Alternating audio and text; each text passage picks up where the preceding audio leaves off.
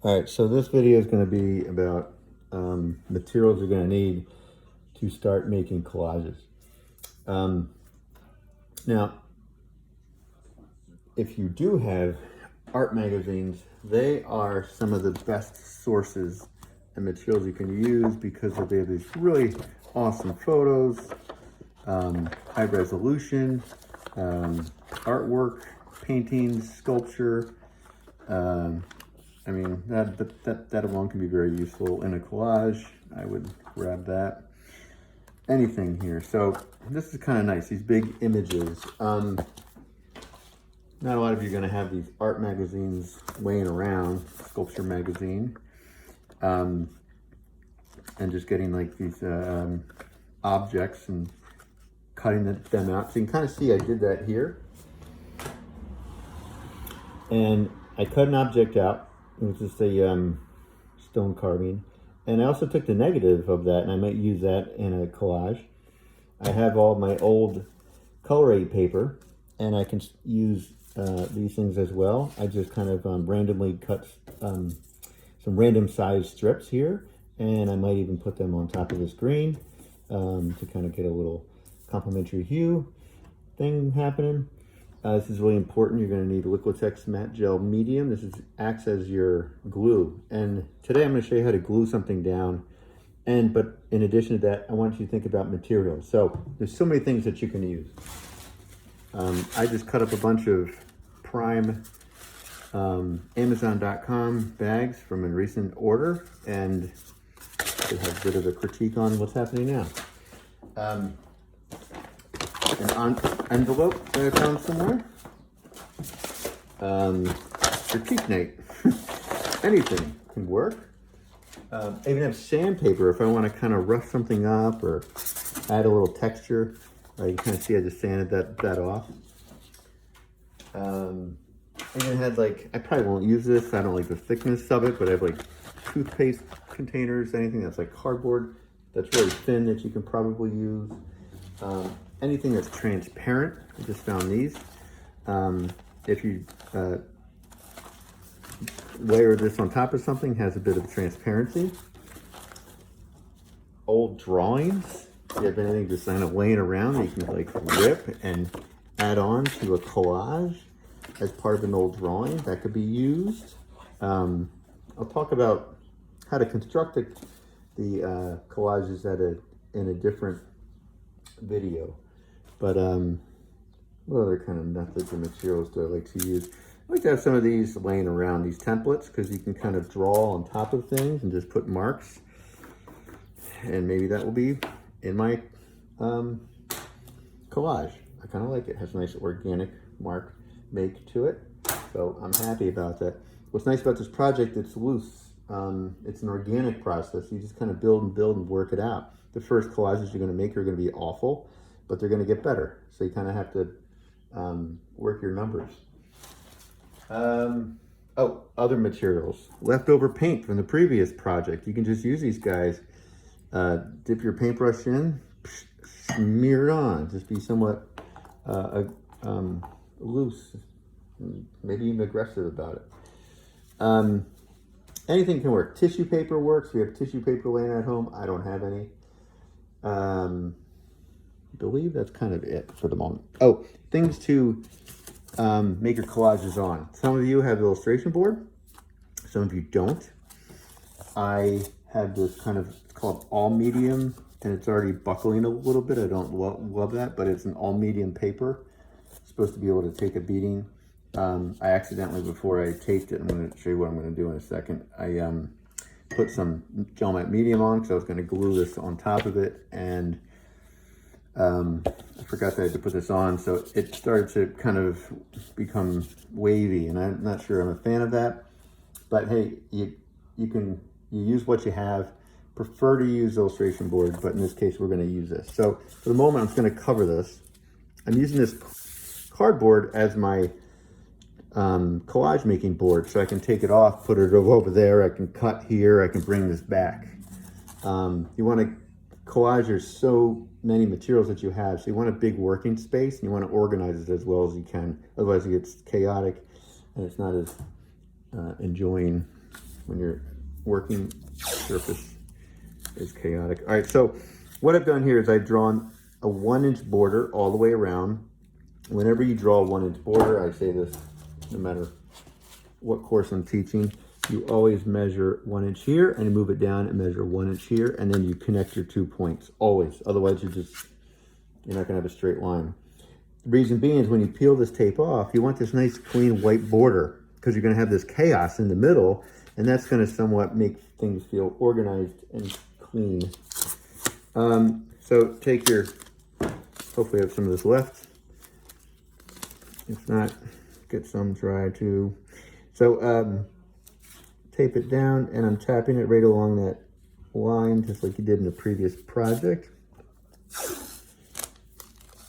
And again, the reason why you do this is because it's easier to pull this up in the end. I'll show you in another video, but what you do, if there's anything like that, you want to cover it. But what you do after you put your collage down is you lightly get your X-Acto knife, and then you get a metal edge. Has to be a metal edge. You put it right on that line, and that's why it's nice to pull the line past the intersection, because you might have so many layers of paper on here that you can't even see where the line was. Or you can mark it in some way. But then after that, you just put this on top. You slice down, not through, just slice down enough to cut the tape, not the paper, and then you peel back, and you have this clean white border. Works really good on illustration board, but we're all somewhat dealing with not having the best materials. So this goes here, tap, tap, tap, tap along the line. And again, as I recall, it's best to have the line go past the point of intersection, because it's going to be easier for you to line that up later when you do have a ruler. Maybe I'll just try to, or when you do have to cut, let's try to like extend that out. I suppose that might help me later on. I'll figure it out. Next thing you're going to do is, or next thing I'm going to do, whatever you do is up to you. What I'm thinking about, if you want to kind of pre-plan this a little bit, what I was thinking was having a couple of these stripes somewhat randomly placed here.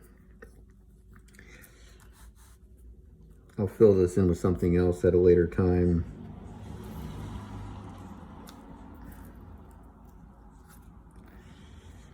I don't know, I was just thinking like this, and then I was gonna pull this on the side here where it kind of comes up. Looks like a bad 80s video. A random thing that just happened might even stay. So I might put this down, I'm gonna put this down, and then I'll figure the rest of this out. Not sure what I'm gonna do yet. I might put this down later. I have to work this out a little bit. I'm trying to plan it out slightly, but not too much. Just kind of jump in and do it.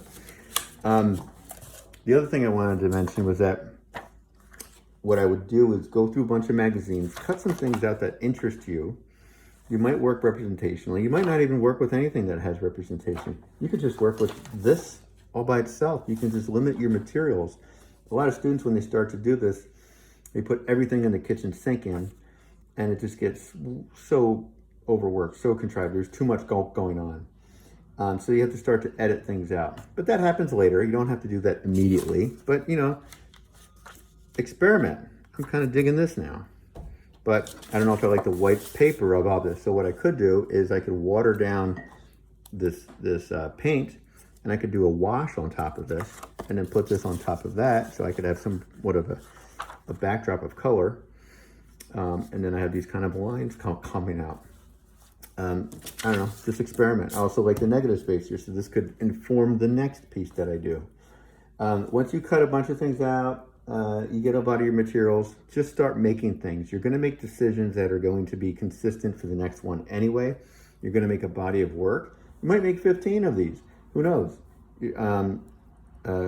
Sometimes these are quick and fast. You could make them in 5 minutes. You can make them in a half an hour. It could take 3 hours to make one. It all depends what you're going to do. Other thing, make sure that this is nice and sharp. And I will say, I'm just going to do one little tiny demo before I end of this video. When you guys cut out from the magazines, so for example, if I'm going to, I don't know, cut this form out, right? First thing I'm going to do is I'm going to slice it on the edge of the magazine, and I can rip it out cleanly.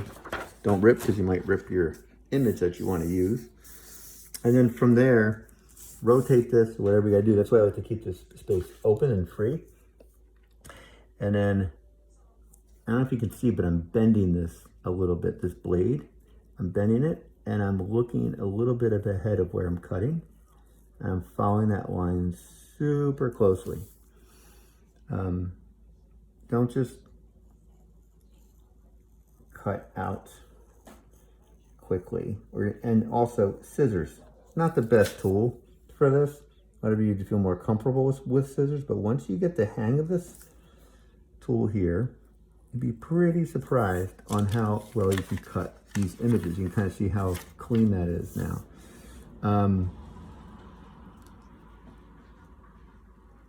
Hold on a second, let me just finish cutting this out.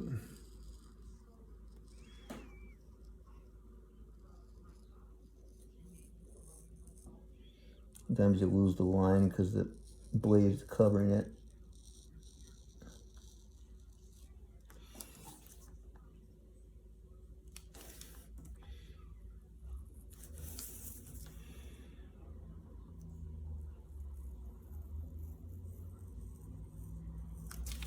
So this might go in another collage. Maybe I'm going to have this kind of consistent theme of modernist sculpture. I don't know. We'll see. Okay. I always like to stab these things. pull them out. So you have a nice little cutout. Not a fan of that little section there. But at least there's a nice cutout. And you also have a negative. This really weird negative shape, which could be very cool contrasted with something else. Like I just put this negative shape here. I don't know if I dig that, but whatever. Could do a combination of things behind it. It shouldn't be full color. It could just be like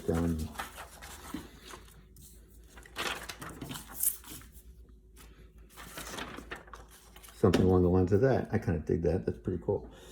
What was I going to do? Oh, this guy here can be used in something else. I don't know. I'm more interested in this, to be honest with you, than this. And this was the thing I started off with. I'm just trying to find like what color this pops on.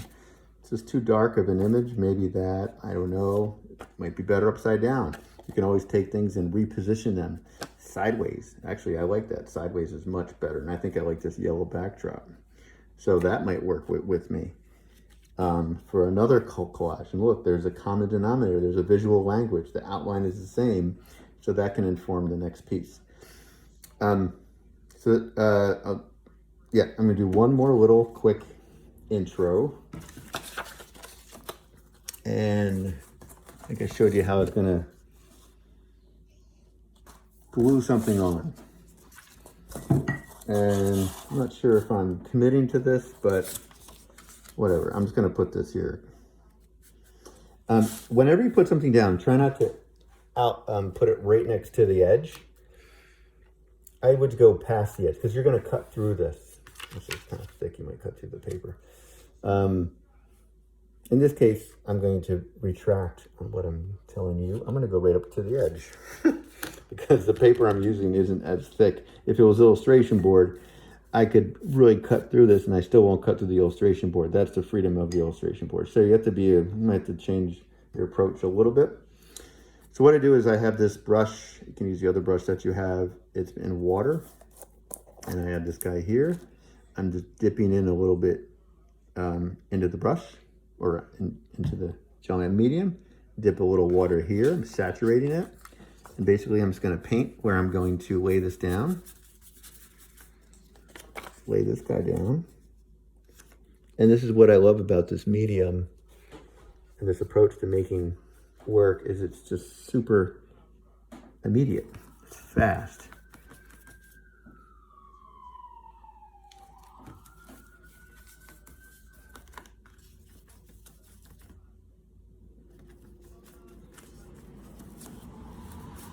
You can see it's starting to go down now. I think I had a little too much water going on.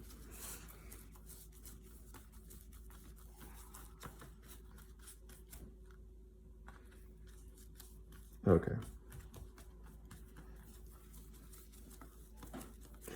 And the nice thing about this, it dries clear. So once that's flat, and again, you can always, like, if it's not flattening, you can put something like this on top of it. And that might even be part of your design. This might help keep this paper down. I thought it was going to lay down a lot better than I thought.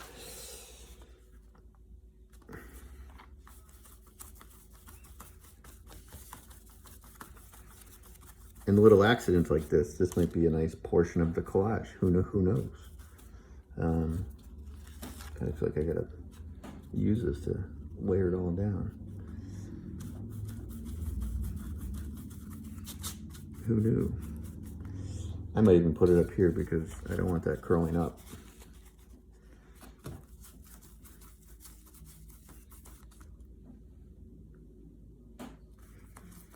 It's more of a functional thing. Okay, so I'm just gonna let this dry for a minute, and I could even pick up another collage and start working on that guy. Now, don't go through this too fast. Cover it, let that dry, figure something else out. Next video, I will have something a little more developed, and we'll talk about design and lining things up and formal decisions and things of that nature.